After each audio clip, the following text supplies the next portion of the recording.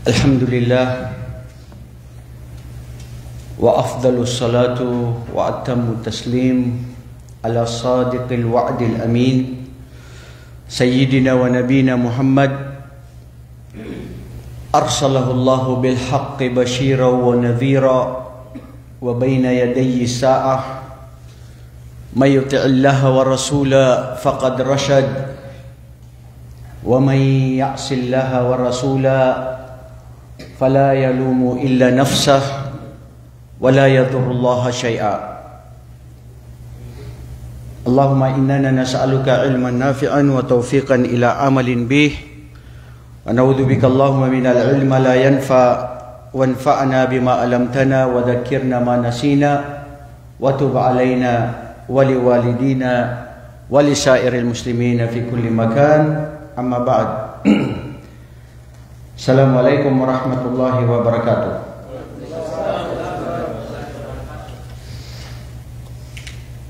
Medyo matagal-tagal na rin na hindi tayo nakita-kita mga kapatid. Humigit kumulang 1 buwan. Tama ba yan kapatid Ismail? Before Ramadan o hindi, nag-Ramadan na. Actually, itong ating paksa ngayon ay ito yung itinuturing ko na hindi matapos-tapos na kwento. Dahil sa haba ng kwento, sa lahat dito, ito ang isa sa pinakamahaba na kwento. Ngayon, dahil sa kaiklian ng ating oras at gusto natin samantalahin ang lahat mga kapatid, bago pa dumating ang oras na tayo ay hindi na pwedeng makagawa ng kabutihan. So, ginawa ko ngayon, tinitle ko dito ay ang pagtatapos sa kwento niya. Marami akong nilaktaw dahil parang may related din ito doon sa mga nauna nating kwento sa kanya. Ngayon, bago sa pagtatapos ng kanyang mga kwento, ay kunin natin ang mga ibang aralin na nangyari na naganap sa kanyang buhay. Kay propeta, sinong propeta? Pinag-usapan natin? Si Propeta Musa, alayhi salatu wasalam. Wallahi, sa totoo lang mga kapatid, napakaganda at napakamaraming kwento ang aral na mapupulot natin dito kay Propeta Musa, alayhi salatu wasalam. Kanina, yung kapatid natin na si Adam, na-emotion lang yun dahil tutuhanin natin sarili natin. Hanggang saan tayo ngayon sa pagiging Muslim natin? Ako, halimbawa na nagtuturo. Minsan tinatanong ko sarili ko, ako ba nagtuturo na totoo na para sa Allah? O dahil alam ko lang itong pagbasa at pwede kong ituro? Ano nga ba ang aking layunin sa mga gawain ko na pagsamba sa Allah? Bakit yung pamilya ko na gusto ko, katulad ni Adam, na gusto niya magabayan, na gusto natin ganito ang magiging marating ng ating pamilya, bakit hindi yun ang nangyayari? Bakit kung ano yung gusto mo, ang siyang hindi nagaganap? Mga kapatid, ang buhay natin dito sa santinakpan na ito ay pagsubok. Susubukan tayo sa lahat ng larangan at aspeto ng ating buhay. At lalong susubukan tayo sa mga bagay na gusto natin at mahal natin. Mahal natin ang pera, susubukan tayo sa pera. Mahal natin ang mga kababaihan, ang ating mga asawa, susubukan tayo sa ating mga asawa. Ating mga anak, ganun din. Sa kaalaman, fitnatul ilm, mayroon ding pagsubok sa kaalaman. At mayroon ding fitna sa relihiyon. Ito ngayon, na pangkasalukuyan na nakikita natin. Buhay natin dito sa mundo, pagsubok, pero ang isang Muslim, dapat lang sa kanya na lagi siyang nagnililay sa kanyang sarili na paano niya mapabuti pa o sana ang kanyang mga gawain ay ito ay tanggapin ng Allah. Kasi umaasa ka na akala mo matatamo mo yung mga gantimpala, yun pala, sa bandang uli, kasama ka sa talunan, kapatid na Abdullah. Tama? Kasi hindi natin alam ano ang magiging resulta. Kanina sa khutbah ng imam sa haram, nakipakinggan ko sa kotse, ang kanyang paksa ay tungkol sa kamatayan. Ang kamatayan na ipinasulat ng Allah subhanahu wa ta'ala sa oras na magaganap sa isang may edad na, sa isang binata o bata pa, sa isang may kapangyarihan at walang kapangyarihan, mayaman at mahirap. Pero ang tunay na Muslim na wais, na makatotohanan at hinahanap niya ang tunay na kaligtasan para kalugdan ng Allah, ay siya yaong nagpupursigi na gumagawa ng mga gawain na ito ay ang kanyang hangarin ay sa araw ng buhay na walang hanggan. Alam niyo yun? Buhay na walang hanggan. Kasi ang buhay dito sa mundo, peke. Hindi ito ang totoong buhay. Parang panaginip lamang ito. Dito tayo susubukan kung sino ang magiging matino at kung sino ang magiging totoo. At kung sino ang mas mamahalin niya ang mundong ito kaysa sa araw ng paghukom. Yun ang wais ng Muslim. At nagpupursigi at nagsasabi siya sa sarili niya na baka hindi pa ito tanggapin ng Allah. Kaya lagi niyang a Muslim should be wise and always rectifying himself or herself that maybe I am one among those who are losers in the day of judgment. Because maybe my deeds, maybe my actions, maybe my fate, or maybe when I die, I am one among those who will not be beloved by Allah subhanahu wa ta'ala. Mga kapatid, si Propeta sallallahu alaihi wasallam, alalahanin ninyo na lagi niyang sinasabi, Ya muqallibal qulub, sarrif qulubana ala dinik wa ala ta'atik. Propeta na yun, ha? Pinakahuling propeta na pinakamamahal ng Allah subhanahu wa ta'ala. Nasa tamang landas na sinihiling niya na, Ya Allah, na kayo ang may panghahawakan sa puso ng inyong mga alipin. Inihiling ko sa iyo na panatilihin ang aking puso sa pananampalataya sa iyo, na hindi mabago, hindi malihi sa anong mga uri ng mga pagsubok dito sa mundong ito. At ang patuloy ko ng paggawa ng kabutihan na manatili sa iyo, aking Panginoon. Dahil may mga gawain, mga kapatid, na doon lang sa oras, doon lang sa panahon, doon lang sa lugar ginagawa. Pagkatapos nun, hindi mo nagagawin. Ang pananampalatayang Islam, tuloy-tuloy yan, mga kapatid. Hanggat wa'bud rabbaka hatta ya'tiyakal yaqin. Sambahin mo ang iyong Panginoon hanggat dumating sa iyo ang kamatayan. Hindi dahil hindi nagmuslim ang aking pamilya, ang aking mga anak, ang gabay mula sa Allah, hindi sa atin. Ikaw mismo, sarili mo. Tanungin mo ang sarili mo, ano ako ngayon bilang isang Muslim? Sa aking mga obligasyon, sa aking mga tungkulin, sa aking pagiging tunay ng Muslim, saan ako? Hadha alladhi huwa Muslim. Yuhasib nafsahu كل يوم كل لحظة لأن ما تعرف مدى سيكون بعد ذلك. Hindi mo alam panghawakan ng buhay natin. Kaya mga kapatid, alhamdulillahi alladhi hadana lil Islam. As'alullah subhanahu wa ta'ala an yuthabbitana fi hadha din. Allahumma amin. Sa atin, mga kapatid, gawin mo lang kung ano yung sa'yo, bro. Na alam mong tama, na ayon sa kitab, sa sunna ni Propeta Muhammad sallallahu alaihi wasallam at sa Quran na kung anong sinabi ng Allah subhanahu wa ta'ala. Importante, ginawa mo, sinabi mo ang dapat sa iyong mga mahal sa buhay. Lasta alaihim bimusaytir ya Muhammad. Wala kang panghahawakan sa kanila, Muhammad, kung sinong gusto mong gabayan sa pamilya mo. Naiyak ang kapatid natin dahil ang mga kapatid niya, magulang niya, kahit sinong membro sa pamilya niya, bakit hindi sila nagabayan ng katulad niya? Ito ay nasa mga kamay ng Allah subhanahu wa ta'ala. Kaya mapalad ang sino man sa atin na nagabayan sa Islam, na ikaw ay naging balik Islam, ikaw ay maranaw, tausog, yakan, na ikaw ay born Muslim, na isagawa mo, ipamalas mo, isabuhay mo ang pagiging Muslim mo. Dahil siguro kung hindi ka naging maranaw, hindi mo gagahanapin ang katotohanan. Wala kang magawa, magmumuslim ka dahil maranaw ako. Itong tradisyon kinagista ng aking mga magulang. Ilan sa mga maranaw, tausok Maguindanao, hanggang ngayon hindi pa rin nagsasala. Gabay. Gabay sa Allah, kapatid. Inna Allah yahdi man yasha. At sasabihin ko to sa mga born Muslim sa Makkah, sa Madina, na hanggang ngayon ang iba sa kanila hindi pa rin nagdarasal ng 5 beses isang araw. Kailan lang magdasal? Kailan lang nila gusto? Sayang ang buhay natin, mga kapatid. Huwag na natin usgahan ng iba. Pamukaw, panggising sa ating sarili. Unahin natin ang sarili natin. Ya ayyuhalladhina amanu, qu anfusakum wa ahlikum nara. Kayo na mga mananampalataya, unahin ninyo, sugpuin ninyo, iligtas ninyo ang inyong sarili at ang inyong pamilya at ang inyong mga mahal sa buhay. Kung sinabi mo sa kanila, binigyan mo sila ng lahat, khalas, ayaw nila maniwala, nasa kapasyahan ng Allah subhanahu wa ta'ala.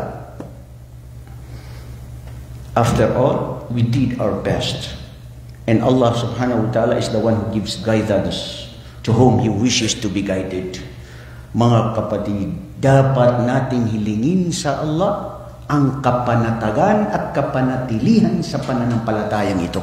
At madagdagan ang ating kaalaman. Sa pagsamba sa Allah, sa pagtuklas ng katotohanan na hindi maging fitna sa bawat isa sa atin dahil may fitnatul ilm. May mga tao na nagkaroon ng kaalaman, naging pagsubok at fitna sa kanila, nanligaw sa kapwa-tao, mismo sarili nila, niligaw nila ang sarili nila. Bakit? Kasi pangahawakan ito ng Allah. Maaring ikaw ay maligaw dahil sa pagmamalaki mo sa iyong kaalaman. Dahil sa kibr mo. Dahil sa wala ka ng koneksyon na kapanatagan para sa dahil nakikita mo nilang purusa sa sarili mo. Hindi ba ito pagsubok? Yes, pagsubok. At lahat tayo ay susubukan. Kung meron tayong ihilingin, anong ihilingin? Anong sinabi ng Allah sa Quran? Wa qul rabbi zidni ilma. Sinabi ba ng Allah na, Muhammad, ilingin mo sa Allah na dagdagan ka ng kapangyarihan, dagdagan pa ang buhay mo, dagdagan ka ng yaman, anak, pamilya, asawa, lahat? La. Al-ilm. Al-ilm alladhi yantafi'u bihi. Ang kaalaman na ito na magbibigay sa iyo ng binibisyo na tama sa tunay na kaligtasan at pagkilala sa Allah. Hindi kaalaman na panliligaw mismo sa sarili mo na iniiba mo ang mga ayat ng Allah. Iniiba mo ang mga salita ng Propeta Muhammad sallallahu alaihi wasallam. Bapia dia ko miya ka umpian asara dia ko mga binasa ang mga dadag, sabi ng mga maranaw. Maski hindi na ako nakagawa ng kabutihan, wag lang ako magpanghamak o magpagligaw. Diba, bro? Sarili mo. Pagsubok sarili yun, nangyari na ito. Saan pa? Dito sa patuloy na pagkwento natin kay Propeta Musa alayhi salatu wasalam. Yung mga nakuha natin tungkol sa nangyari, sa kanyang kwento, hanggat subhanallah, dito ko, na-realize ko na pagtanto natin, gaano kasama ang mga angkan ni Israel. Masamang nilalang dito sa santinakpan na ito na hanggang ngayon patuloy pa rin sila. Patuloy pa rin silang naghahasak ng lagim sa sanlibutan na akala nila sila ang pinakamakapangyarihan. May oras din yung mga yan. Ang buhay natin dito sa mundo bilang Muslim, oo, pagsubok at pahirap. Pero alam natin ito, biyaya ito ng Allah sa atin. Ang ating hangad ay ang araw ng paghukom. Bakit ko sasabihin pinakamasamang tao? Tignan nyo.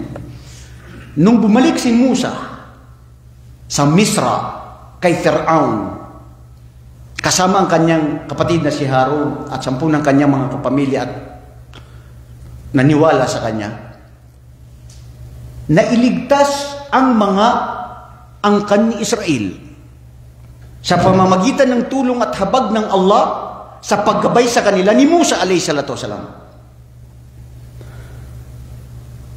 Umalis sila, yung mga kababaihan na mga angkan ni Israel, nanghiram sila ng kanilang mga ginto doon sa mga kababaihan ng Misriyin.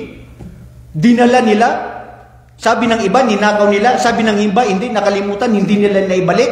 Umalis sila, papunta na sila doon sa lugar na kung saan iniligtas sila ni Musa sa pamamagitan ng habag at tulong ng Allah sa mga angkan ni Israel dahil pagpapapatayin sila ni Fir'aun. Bawat isa sa kanila, sino man ang maniwala sa Allah na nag-iisang Diyos. Hindi ba mapalad ka, kapatid, ngayon na balik Islam? Na magbalik Islam ka, magiging tanyag ka, bibigyan ka pa ng regalo, mapoprotektahan ka pa sa mga unang panahon. Pag nag-Muslim ka, papaslangin ka, papatayin ka, magiging pahamak ang buhay mo. Alhamdulillah, napakagaan sa atin ngayon ang pag-Muslim. Nung niligtas na sila, umalis na sila, pinahabol sila ni Fir'aun. 1,000,000 na kawal sa dami nila. Habulin ng mga angkan Israel. Naniwala kay Musa alayhi salatu wasalam. Nakita nila, nasaksihan nila kung paano mga salamangkero ang mga gawain ni Musa, mga gawain ni Fir'aun, 10 ng kanyang mga manghuhula ng mga salamangkero. Nailigtas tayo. Wala pang kapanatagan. Sabi nila, wa inna lahum mudrakun. Maabutan na nila tayo. Mamamatay na tayo. O Musa, wala na. Dagat na yan. Nandyan na yung mga kawal. Patay tayong lahat. Kalla, sabi ni Musa. Kalla inna rabbi sayahdin. Kalimatun kalla. Ay wallahi. Walang magaganap, walang mangyayari. Maski sabihin natin, mawawala, patay tayong lahat, inna rabbi sayahdin, kasama ko ang aking tagapaglikha, ang aking Panginoon, ang Allah subhanahu wa ta'ala, na siyang may kapangyarihan sa lahat ng mangyayari. Anong mangyayari sa akin kung ang Allah ang kasama ko? Sige nga, katatakutan mo ang kapwa mong tao na miskin? Huwag kayong mabahala. Ang Allah subhanahu wa ta'ala ang bahala. Kasama natin ang Allah, tagapaglikha ng lahat, makapangyarihan sa lahat. Binigyan namin si Musa ng huda, binigyan namin si Musa ng kapanatagan at gabay na ang kanyang tungkod ay itungkod dito sa dagat at nahati ang dagat ng 12. Nakita ng mga angkan Israel, tumakbo lahat, natakot.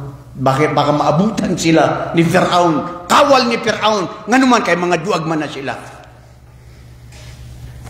Mga walang utang na loob. Bakit? Nung nailigtas na sila, nandoon na sila at nakita na nila ang kawal ni Fir'aun. 10 ni Fir'aun, nalunod, namatay, pinarusahan sa dagat. Mayroon pang nagtataka, nasabi ng mga iba sa mga angkan Israel, hindi man namatay si Fir'aun. Hindi pa rin sila panatag. Hindi pa man namatay si Fir'aun. Kasi Diyos din yan. Ha? Nalunod tanan, nangamatay diha. Ang siya pa imong gisulti diha. Wapa siya namatay, napasla. Ginawa ng Allah na subhanahu wa ta'ala na, ginawa niya na ikaw, Fir'aun, ay magiging ikaw ay hanggang sa mga huling araw pa. Magiging ikaw ay ayatan linnas. Magiging ikaw ay athar, aral sa mga tao, na paano kung ikaw na ginawa nito, na pati ang iyong katawan ay mananatili siya bilang aral sa mga tao, sa hindi naniniwala na ikaw pa daw ay buhay pa. Patay ka na. Pero yan ay magiging aral sa mga tao. Pagsubok sa relihiyon.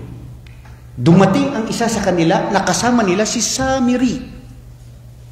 Si Samiri, ayon sa mga kwento, sa Tabari, sa Ibn Majah, sa kwento ni Tabari, Qurtubi, Ibn Kathir, at sa ibang mga Israelita na kwento nila, si Samiri, nakita niya noong si Jibril ay pumunta sa lupa at kumuha sa putik o sa disyerto ng lupa at kasama niya ang kanyang sinakyan, tapos nakita niya itong si Fir'aun, isa pa siya sa nagpalunod kay Fir'aun dahil gusto na niyang mabuhay muli, nalunod na siya, nakita yun ni Samiri.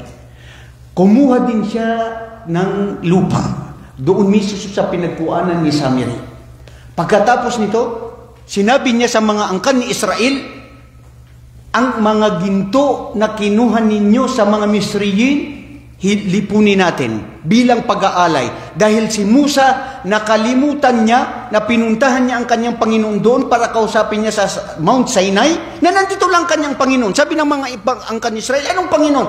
Ginawa niya yung ginto na yun, pinagtipon-tipon, nilagyan niya nung putik na pinaghalo na galing dun sa disyerto na nakita niya kay Samiri, at paglabas sa bunganga ng ginawa niyang isang uring tupa, paglabas doon sa ano ng kanyang buntot niya, parang may hangin na may tunog na kakaiba. Oh, narinig niyo inyong Panginoon? Kaniman inyong Panginoon? Yun ang lumabas. Nagtaka. Sabi nila, oo nga, hinahanap ni Musa ang kanyang Panginoon para kausapin. Nandito lang, nilinglang kayo ni Musa. Nandito ang inyong Panginoon. Sambahin ito. Sumamba ang iba sa mga angkan ni Israel. Doon mismo kay Samiri. Ito ngayon ang nangyayari. Hindi nakakapagtaka. Hindi ko napanood ang Himala. Pero kagabi, sinabi nila, isa raw sa magandang sa naging kwento ni Nora Honor, ang pelikulang Himala. Bro, tinignan ko, maususero ako eh. Sabi ko, bakit naging best film ito niya? Siguro mga 30 minutes lang kasi bago ako matulog doon, hindi ako makatulog. Tinignan ko, subhanallah. Paano mga Kristiyano, ang mga Hudyo na linlangin ang kahit sino? Ang kwento doon, siya ay pumupunta doon sa punong kahoy. Nakita daw niyo doon si Birhen Maria, na nasaktan daw si Birhen Maria at may pula dito sa kanyang dibdib. Yun pala, nakita niya mismo sarili niya na siya ang binaril sa bandang huli at siya at namatay. Nanggagamot siya. Ang lahat ng mga tao, ginawa nila si Elsa, Diyos, anak ng Diyos, anak ni Birhen Maria, o kasapwat ng Diyos. Ang sinong taong nanggagamot, ang sinong taong mangkipwing, ang sinong taong lahat na nakakatulong ng mga suliranin ng tao, makapangyarihan ng mga kasama ng Diyos. Napakadali, malinlang at maligaw ang isang tao sa pamamagitan lang ng kung anong nakikita nila. La hawla wala quwwata illa billah. Mayroon din yan sa mga kamusliman, mayroon. Nasaksihan ko, naniniwala na sa Allah, sa sugo ng Allah, sa Islam. Pero kung may makita sila na isang manggagamot, mabaski anong sabihin ng manggagamot, kuha kayo doon, mag-alay tayo ng mga malong, mga pagkain, mga asin, pera, lahat ipunin yan para gumaling ang anak nyo na mamamatay na. Pagagalingin yan, gagawin nila. Panlilinlang at fitna sa relihiyon ng paniniwala. Sinong biktima? Kristiyano, Muslim, Hudyo, lahat ng tao. Hada huwa ma fitnatu fid din. Hada huwa alladhi ma'asala min Bani Israel. Muslim ka, di ba? Panatag ka sa Allah. La yashfa illa Allah. Siya ang Allah ang nanggagamot. Siya ang magpapahintulot. Pero naniwala sa mga iba na makapangyarihan na katulad ng tao. Kapwa-tao. Nailigtas na sila, na-fit na sila. Sabi ni Musa, ano ang ginawa mo, Harun? Ipinagkatiwala ko itong mga tao sa iyo. Wala akong kapasyahan, kapangyarihan o aking kapatid na Musa. Natapos na yun, dahil hindi natin matatapos kung isa-isahin natin ang kwentong aral dito. Dadako tayo sa isa sa mga highlights na pwedeng may aral ito sa ating buhay. Minsan si Propeta Musa, alayhi salatu wasalam, nagkukhutba, nangangaral. Dahil ang pinakamabuting gawain, kapatid na Adan, kayo, kapatid Abdurrahman, lahat kayo, alamin ninyo na ang pinakamabuting gawain sa Allah ay ang pangangaral at pagbibigay ng payo ng kabutihan sa mga tao. At pagkilala sa tunay na nag-iisang Diyos. وَمَنْ أَحْسَنُ قَوْلًا مِمَّنْ دَعَا إِلَى اللَّهِ وَعَمِلَ صَالِحًا وَقَالَ إِنَّنِي مِنَ الْمُسْلِمِينَ.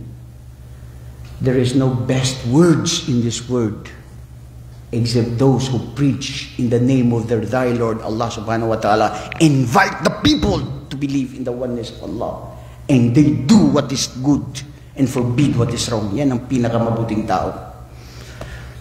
May isa sa mga angkan niya, sabi niya, Musa, ang dami-daming mga tinuturo mo sa amin. Tanong ko, mayroon pa bang mas maalam kaysa sa'yo? Si Musa, bima la ya'lam, li'anna ya'arif annahu rasul.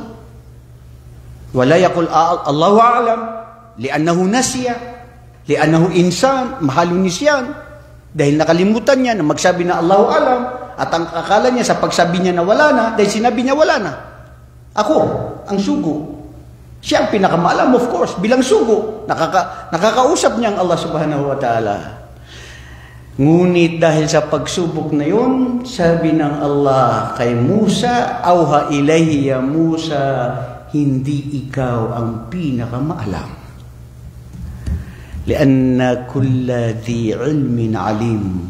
Ang lahat ng kaalaman na maalam, kung sinong pinakamaalam, mayroon pang isang pinakamaalam. Yung pinakamaalam, mayroon pang mas pinakamaalam. Ang alam mo, hindi ko alam. Ang alam niya, hindi mo alam, hindi natin alam. Bawat isa, may mga kaalaman, may mga skills, may mga eksperto na pinagkaloob ng Allah subhanahu wa ta'ala sa bawat isa sa atin.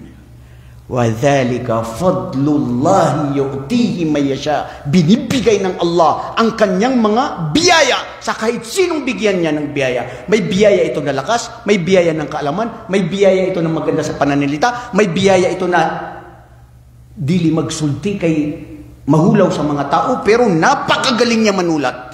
May biyaya ito na yaman, may biyaya ito na kapangyarihan. Bawat isa, may kanya-kanyang ipinagkaloob ng Allah subhanahu wa ta'ala sa kanya. Kaya wag na dapat tayo ay mainggit sa kahit sino. Pinakamalaking biyaya sa iyo ng Allah ay naging ganap kang Muslim. Pinakamalaking biyaya sa iyo ng Allah, nakarating ka sa katulad nitong pagtitipon. Hindi lahat ng mga Muslim nakakarating sa ganitong pagtitipon, na kung saan ang mga habag-awa ng Allah ay pinagkakaloob sa mga taong ganitong nagtitipon. Hada huwa al-huda. Ito ang gabay. Ipinagkakaloob ng Allah sa sino mga naisin ng bigyan ng gabay. Sabi ni Musa, wala na. Awhallahu ila Musa, ya Musa, meron pa. Innahu abdun min indana. Marahil hindi mo siya kilala, pero siya si Khidr. Aw Khidr, aw Khadar. Sabi ni Musa, wa idh qala Musa li fatahu la abrahu hatta ablugha majma' al-bahrain aw amdiya huquba. Nung sabihin ito ng Allah kay Musa, at sinabi ni Musa, ya Allah, saan ko matatagpuan itong alipin na mas maalam kaysa sa akin? Gusto ko magkaroon ng kaalaman. Propeta na ako, maalam na ako, kulang pa ito. Ito ang dapat sa isang Muslim na may kaalaman. Huwag niyang sabihin na maalam na siya, tapos na siya doon. Dahil hindi nagtatapos ang kaalaman. At huwag kang mayabang sa pagkaalaman na anong meron ka. وَمَا أُوتِيتُم مِّنَ الْعِلْمِ إِلَّا قَلِيلًا. Wala kaming ipinagkaloob na kaalaman sa bawat isa, maliban sa napakaliit. Katiting lang ang kaalaman naman nung meron ka.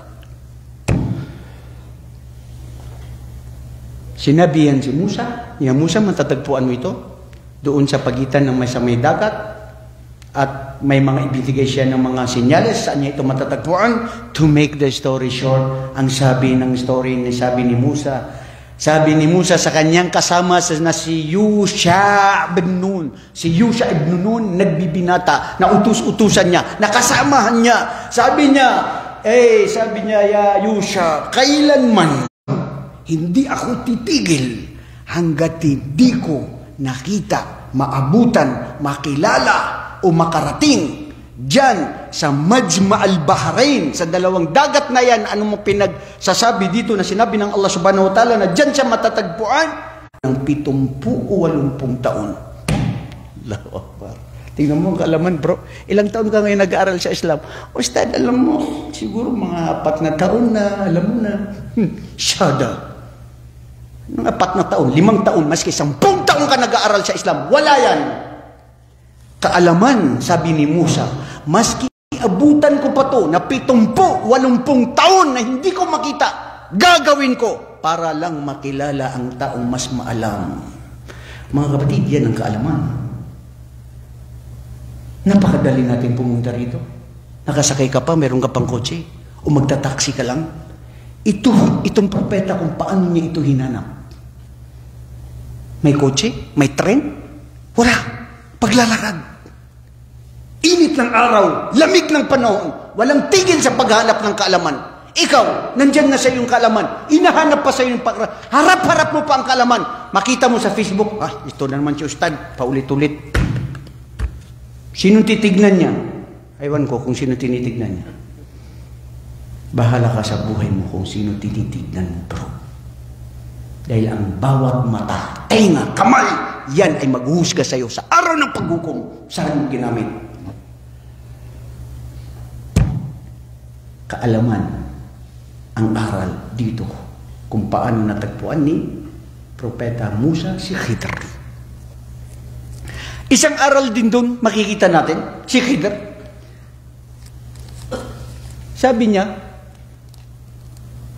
yung isda na binaon natin, nagtaka ako, sabi niya, nung nagpahinga tayo, pagkatapos nun, nahulog. Tapos, parang nabuhay, napunta dun sa dagat. Dun sa malapit sa baybayin ng dagat na tukuntan, dun tayo ay nag-standby at nagpahinga. Sabi ni Musa, "Dhalika ma kunna nabgh." Yan man, sabi niya, sabi ni Musa, ang ating inahanap. Na dyan tayo dapat. Nakaalis na sila dun, bumalik na naman sila dun. Anong aral dun? Ang isang guro, hindi niya dapat pinapagalitan ang kanyang estudyante. Dahil kailangan mayroon pa rin pagtitiis para mapakinggan mabuti. Isang ama, isang leader, huwag kang laging nagagalit sa mga tao mo. Wallahi, mahal ka lang nila dahil sa sweldo, dahil sa pera mo. Pero ang pag-uugali mo, bagsak, hindi ka nila mahal. Kung wala kang pera, kung walang meron, alis sila sa'yo. Dahil hindi mabuti ang bunganga mo sa kanila. Yan, sabi ni Musa, ang hinahanap natin. Sinabihan ba niya na, bakit hindi mo sa akin sinabi?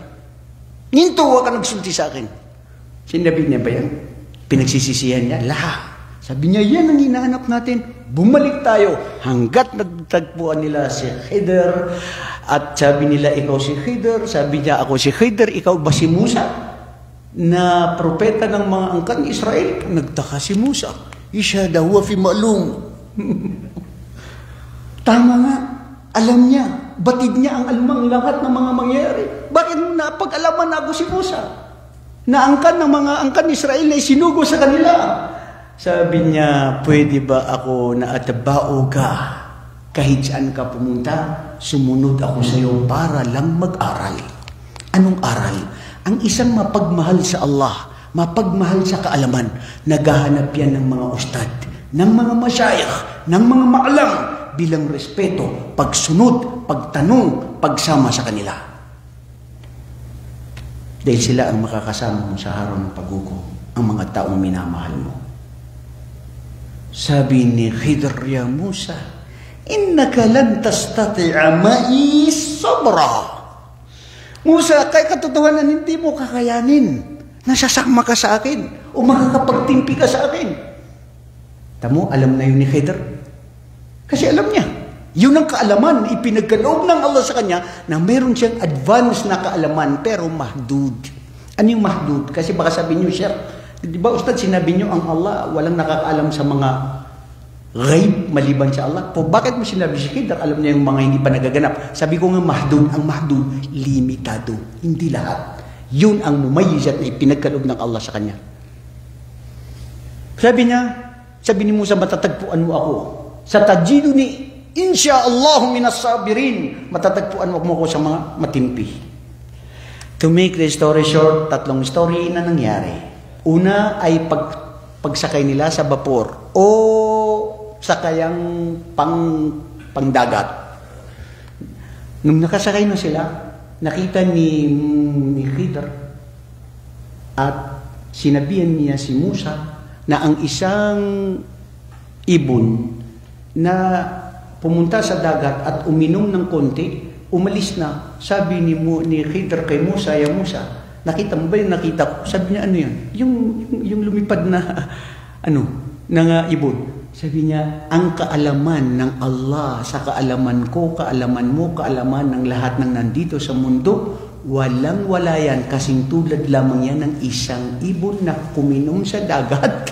At yung dagat na yan, ang isang kaalaman ng Allah, walang kaalaman ng kahit sino man. Allahu Akbar, nakakapagtaka. Tapos ginawa ni Khidr, binutasan niya ang bapor na o sakyang pandagat. Nakita ni Musa, bakit mo yan binutasan? Baka mapahamak tayo. Ano ginagawa mo?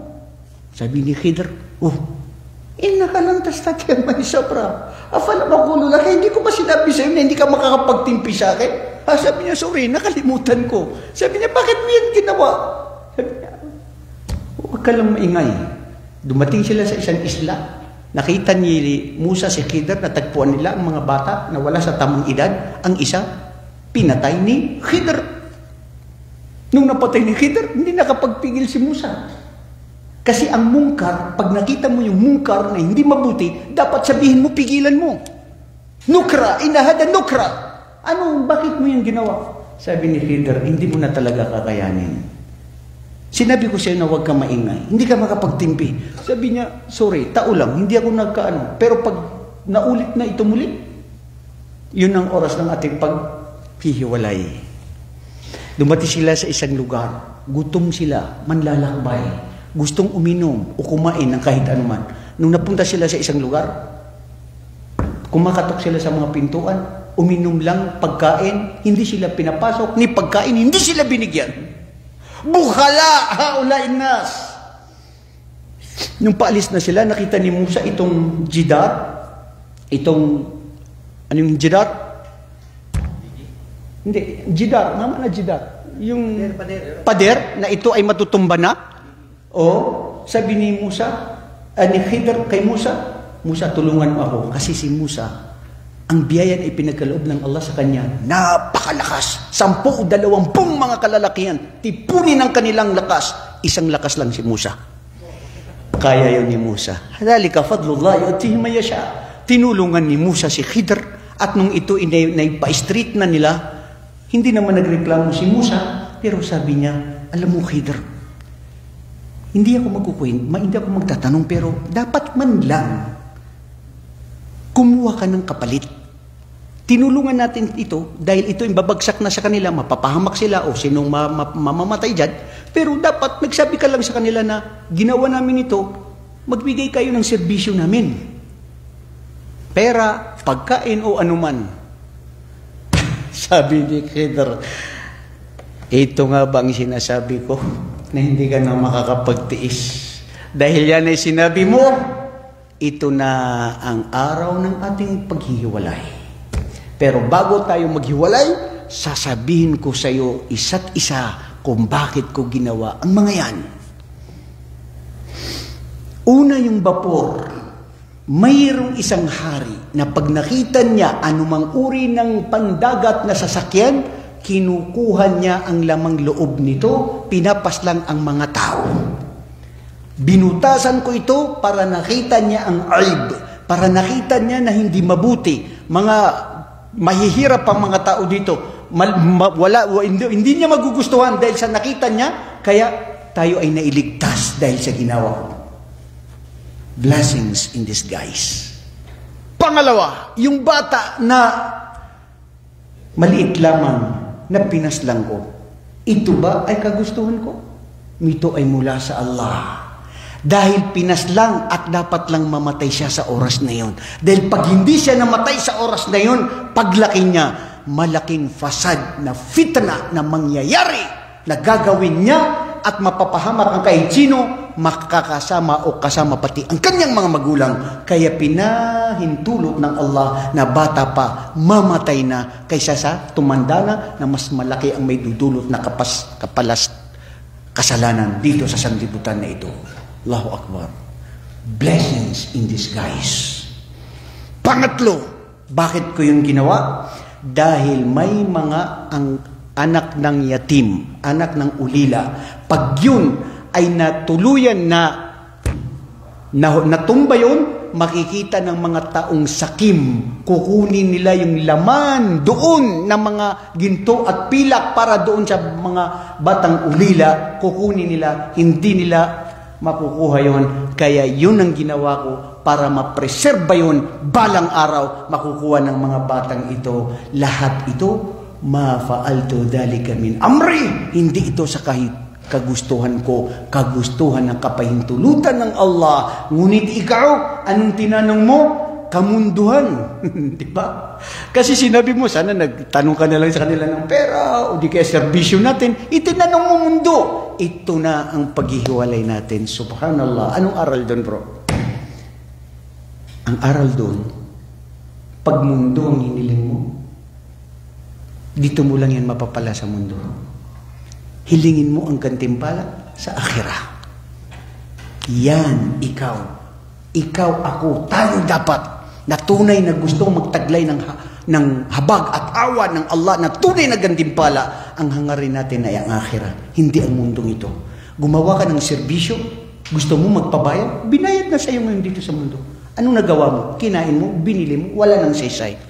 Di mas mabuti na gumawa ka ng kabutihan, tulong sa kapwa-tao. Innama ma'as'alukum min ajri. Hindi ko tinatanong sa inyo mga tao na gantimpalaan ako, pasalamatan ako. Yan ang mga propeta. Ang gusto ko ay ang habag at awa at gantimpala ng Allah sa akin sa araw ng paghukom. Hindi ang mundong ito na mawawala rin yan. La ilaha illallah Muhammad Rasulullah. Hada huwa da'i. Hada huwa al-muslim al-haqiqi. Yuridu al-akhirah. Laysa hadi dunya. Kullu shay fi hadi dunya fan. Wa yabqa wajhu rabbika dhul jalal al-ikram. Lahat mamamatay. Lahat magugunaw. Lahat maglalaho. Lahat ito ay hindi mananatili. Tunay na mananatili ay ang araw ng paghukom na buhay na walang hanggan, na yun ang dapat ang ating pagsikapan. Ustad, ano pa nga ba ang kwento kay Propeta Musa? Napakarami ang kwento sa kanya.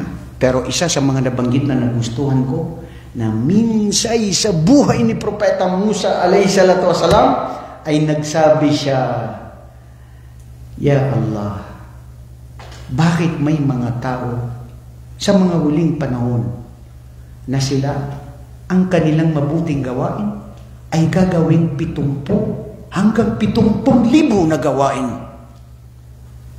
Ya Musa, yan yung mga umma ni Muhammad alayhi salatu wasalam. Ya Rab, may mga tao na sa mga huling araw magkasala sila, gumawala sila ng kabutihan, pagkatapos na sila'y magkasala, papalitan sa kanila ng kabutihan. Yubaddilullahu sayiatihim hasanat wa kana Allahu ghafurur rahima. Ang mga gawaing masama, nagtauba sila sa Allah, papalitan sa kanila ng Allah ng mga mabubuting gawain.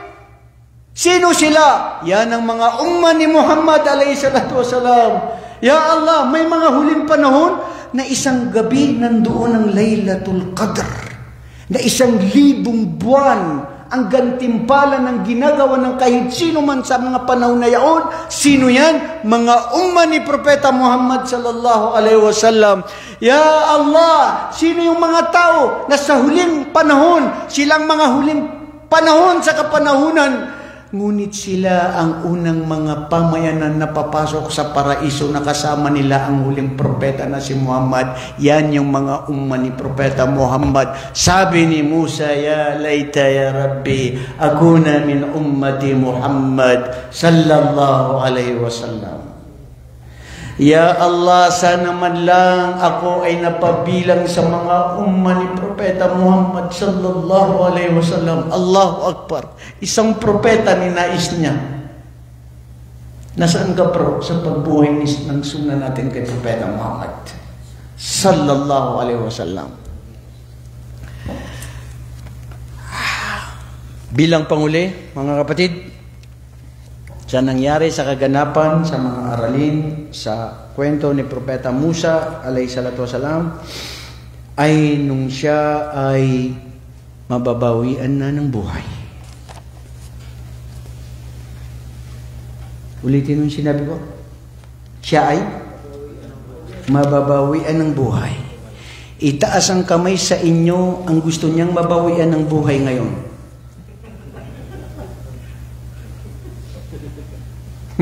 Nag-iisip ka, kapatid Ismail. Ayaw pa niya. Gusto niya ng extension. Ikaw, Abdurrahman, gusto mo ng extension? Hindi nga. Tawagan natin saan yung cellphone mo dyan, Ismail? Tawagan natin si Malakalmot. Meron nang gusto dito na hangganan siyang mabawayan ng buhay. La ilaha illallah Muhammad Rasulullah. Anong naganap bago o sa oras ng kamatayan ni Musa alayhi afdalu salatu wasalam? Likullin bidaya wa nihaya. Ang lahat may simula, may hangganan. Mahma asal insan falabudda min tilka al-lahda allati yalqa al-insan fiha rabbah. Wallahi, this is true. Ano man ang mangyari, despite whatever happens to us, remember that you are a man and there will be a predestined time that you will meet your Lord, Allah Almighty. Makikita natin. Huhusgahan tayo. Lilitisin tayo ng Allah subhanahu wa ta'ala. Sabi ng Allah sa Quran, Ya ayyuhal insanu innaka kadihun ila rabbika kadhan famulaqi. Ikaw na isang tao, katotohanan ikaw ay babalik at matatamo mo na makikita mo o mismo ikaw ay husgan ka ng iyong Panginoon na may oras kayong pagtutuos. Huhusgahan ng bawat isa sa atin. Wa anna ila rabbika al-muntaha. Katotohanan ikaw bilang isang tao sa iyong Panginoon may katapusan. May katapusan ng lahat, kapatid. Itong ginagawa ni Netanyahu na ito, itong mga ginagawa ng kampon ng mga Israelita na ito, may katapusan yan. Hindi yan mananatili. At kung sino ang gagabayan ng Allah sa kanila, mapalad. Ang sinong hindi gagabayan sa kanila ng Allah, sila yung mga tao na tatamasain nila ang matinding pagsubok at parusa sa araw ng paghukom. Ang mga kamusliman na yan, bata matanda, napaslang, napasabugan ng mga granada o mga Scud missiles, lahat ng mga yan, insyaAllah paraiso ang sa kanila. Li'annahum syuhada, namatay sila ng mga martir, ng mga syahid sa Islam. Ano ngayon ang pahirap sa kanila kung ang gantimpala ay paraiso? At kung sino magtiis dyan sa mga pinagdadaanan na naiwanan ng kanilang mga mahal sa buhay, insyaAllah paraiso ang gantimpala nila kung sila ay matiisin na tunay para sa Allah subhanahu wa ta'ala. Makikita mo ang isang bata na tumatakbo, Ya Allah, umiiyak na Ya Allah. Ang ama na wala siyang magawa na may pagtanggol ang kanyang pamilya. Ikaw ngayon na nanunood, ikaw na nandito na anumang pagsubok at hirap sa buhay na nararanasan mo, mayroon ba agang ikang kalingkingan na hirap ang pinagdadaanan mo kumpara sa kanila? Sira bro, anong pagsubok meron ka kumpara sa kanila? Wala. Ilang percentage ang sa'yo? Bal, laqad qala al-haq jalla wa ala li nabiyyi Muhammad sallallahu alaihi wasallam, innaka mayyitu wa innahum mayyitun. Katotohanan niya Muhammad, ikaw ay mababawian ng buhay, ikaw ay mamamatay at sila rin ay mamamatay. Kahit sino sa atin ay mamamatay sa itinakdang oras na magaganap. Ano ang preparasyon mo sa kamatayan mo, kapatid? Yan ang tanong. Huwag mo nang sabihin, hindi ako natatakot mamatay or whatever. Maari salita lang yan. Minsan ang mga salita na sinasabi ng dila na wala sa puso. Ano ang tanong, preparasyon sa kamatayan na kung saan?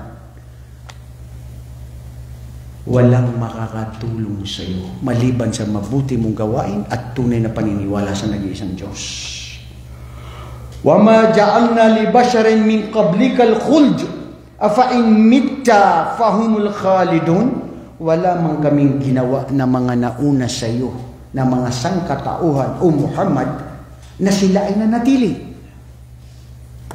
Kung ikaw ay mamamatay, sila ba ay mananatili? Ha? Wala. Sinong nanatili ngayon sa mundo? Meron, wala? Meron, di ba?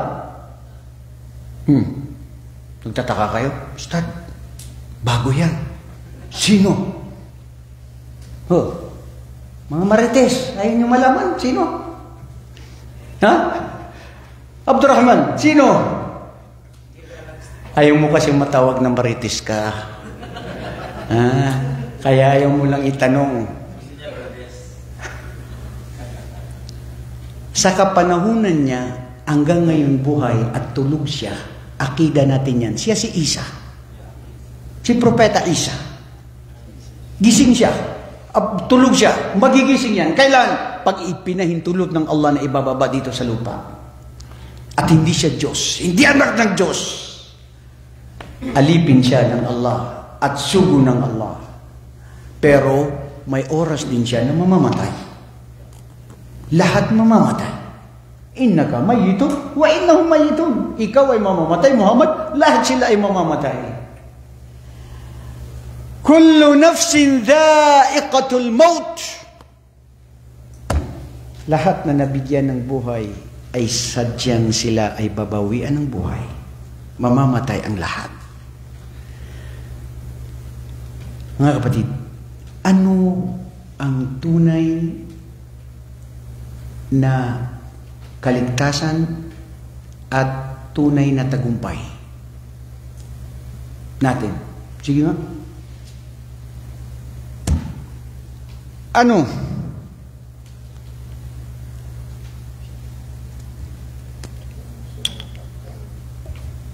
Hoy, nagkape na kayo?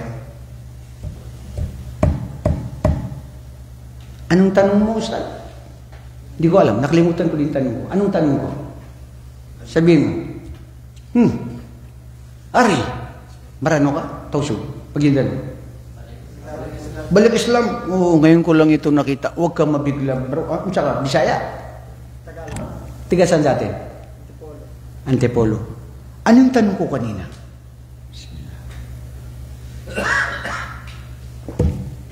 Tulungan mo, Ismail. Anong tanong ko kanina? Huwag mo sabihin ikaw rin, hindi mo alam. Yung pala eh. Sige. Anong kaligtasan? Tagumpay at kaligtasan. Anong tunay na tagumpay at kaligtasan natin? Kapatid, ikaw, Bisaya. Bisaya ka, di ba? Ikaw bro, ano pangalan mo? Tagalog ka. Anong kaligtasan at tunay na tagumpay? Paraiso ng Allah subhanahu wa ta'ala. Wallahi totoo yan. A'udhu billahi minash shaitanir rajim. Kullu nafsin dha'iqatul maut wa innama tuwaffawna ujurakum yawmal qiyamah faman zuhziha 'anil nari wa udkhilal jannata faqad faz wa mal hayatud dunya illa mata'ul ghurur. Lahat ng nabigyan ng buhay ay makakatikim ng kamatayan. Katotohanan ang bawat nagawa, mabuti o masama, paglilitis sa bawat isa ay kanyang matutunghayan sa araw ng paghuhukom, araw ng paglilitis. Ang sino mang siya'y iniligtas ng Allah sa nagliliyab na apoy, faqad faz, sila yaong tunay na nagtagumpay. Na sila ay nailigtas sa nagliliyab na apoy at sila ay pinapasok ng Allah sa paraiso. Paraiso bro, hindi ang mundo. Dito sa mundo, dumaan ka lang, Lalayasan ka niya o ikaw mismo lalayas? Pag namatay ka, lahat ng pinagpaguran mo, wallahi walang maililibing doon sa libingan mo na kasama mo, maliban sa mabuti mong gawain at paniniwala sa tunay na nag-iisang Diyos. Ang tunay na tagumpay ay ang araw ng paghukom, ang paraiso ng Allah. Wa mal hayatud dunya, ano nga ba ang buhay dito sa mundo? Maliban na lamang na ito ay isang saglit na kasiyahan na ito ay mapanlinlang at mapanligaw. Dumaan ka lang, nakita mo lang. Sa mga maranaw na may kasabihan sila na badun sagad sukin tay nakakalsuping basukan. Mga maranaw, mahilig sila sa mga kulor-kulor, yung mga rambayong, yung mga marigay, ganyan. Dumaan lang yan. Pagtapos niyan, kalas, kaliwali, wala na yan.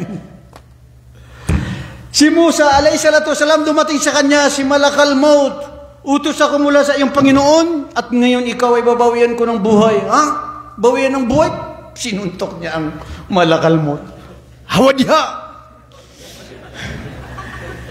Umakyat sa langit, Ya Rabbi, inna abdaka la yuridul maut.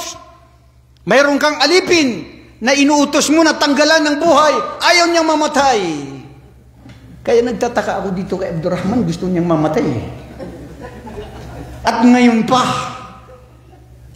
samantalang propeta na yun, si Musa, ayaw niyang mamatay. Alam mo, kakaiba ito, bro. Ha? Tanungin kita mamaya, Abdurrahman. Ha? Nasa live tayo kasi, hindi pwedeng personalan yan. So, anong nangyari? Sabi ng Allah kay Malakal Maut, bumalik ka sa kanya.